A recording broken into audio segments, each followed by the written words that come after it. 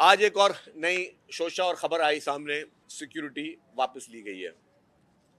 یہ میں اس بات کی وضاحت کرتا چلوں کہ اگین متحدہ قومی موومنٹ اس ٹول کو پروپیگنڈا کے طور پر لے رہی ہے۔ اگین وہ جس ایک مہم پہ لگے ہوئے ہیں، کیونکہ جب یہ افسوسناک واقعہ ہوا تو ہر آنکھ اشک بار تھی۔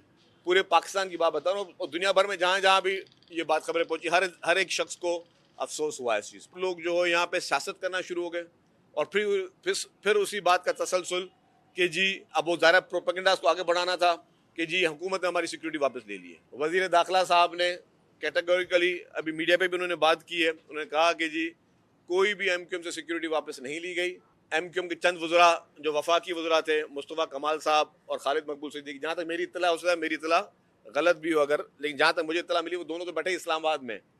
تو اگر آپ اسلام آباد میں موجود ہیں تو کیا یہ سیکیورٹی آپ نے وہاں ساتھ لے کے جانی تھی کیا؟